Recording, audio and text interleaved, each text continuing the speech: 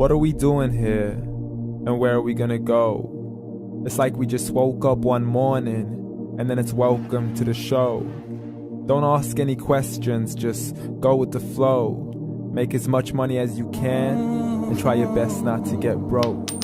Copy everything you see on the TV, from the hairstyles to the clothes, and don't think too often, just do exactly as you're told. And if you ever get confused, then just turn towards the alcohol. You'll still hear your thoughts, then just turn up the radio as you learn to live a lifestyle of drugs, sex, and rock and roll. But in all honesty, I just need to know, is there more to the cycle than growing and getting old? Living and dying just to leave behind a happy home and a whole lot of property that somebody else is going to own. I just really need to know before the casket's closed, 'cause I'm not willing to gamble with my soul, nor am I ready to take any chances. These are just simple life questions and I'm just searching for some answers. Like, what are we doing here? And what is our purpose? How did we get here, and who made us so perfect? And what happens once we go, or is this world all really worth it? Questions we don't answer because apparently we don't really have to. There's no purpose to this life and our existence is merely natural. Then in that case, please let me ask you, did you create yourself or was it somebody else who had fashioned you? 'Cause you're a being that's impeccable, faultless and unparalleled. You're a product of supreme intelligence and I'm merely being rational. For there isn't a camera on this earth that can come close to the human eye, nor a computer that can compete alongside the human mind. And if the whole world was to come together, we wouldn't be able to create a single fly. So many signs, yet we still deny. As science tries to justify that all this could come from none, when it's a simple sum. 0 plus 0 plus 0 cannot possibly ever give you 1. So from where did all this order come? For everything has its origins, a maker, a creator of its own. I mean, the only reason you're watching this video is because somebody had to press upload. So we can believe in the Big Bang, but I'd rather believe in He who caused it to explode. Allah, the creator of everything along with every single soul.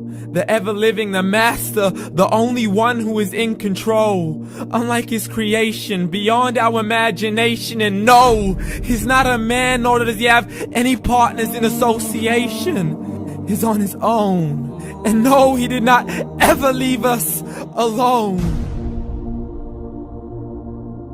Just like every manufacturer, he left us with an instruction manual. The Quran and Islam, and I'm sorry to jump to conclusions, but it's the only one possible.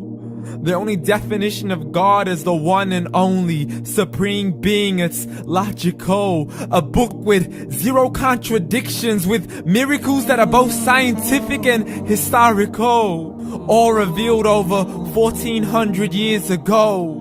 Like the detailed description of the human embryo. The descriptions of the human embryo in the Quran cannot be based on scientific knowledge in the 7th century. To the mountains as pegs holding firm the earth below, and the 2 seas that don't mix in a complete separate flow. To the planets in orbit, alternating night and day as they stay in flow. The expansion of the universe and the creation of everything from H2O.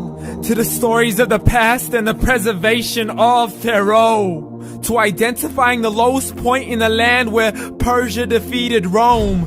The gushing fluid that created man in the glands between the ribs and the backbone. And not a word has changed, it's still the same. So please explain how all this was known over 1400 years ago. To a man who couldn't read or write as he would recite whatever the angels spoke. And if you still don't believe, please try to come up with something that's even close. But you can't, so we took God as a mockery and his messengers as a joke. Muhammad could not read or write. How's somebody who can't read or write gonna start a religion? Dismissed his scriptures as legends and tales of the ancient folk as we live life according to our whims, desires, and hopes. saying this life is the only home we will ever know. We will live then die then simply turn to bones. YOLO! Correction, after the grass dies, the rain arrives and it regrows, and Allah promises to do the same thing to your very soul and bring you back from your very fingertips to your toes, as the all-seeing supreme being watches us so close, and we are surely being tested in our wealth, our health, and our self, and everything that we've been blessed with. So believe, for we will surely be resurrected and be brought back to our Lord and account for every single deed, as He hands us our books and orders us to read.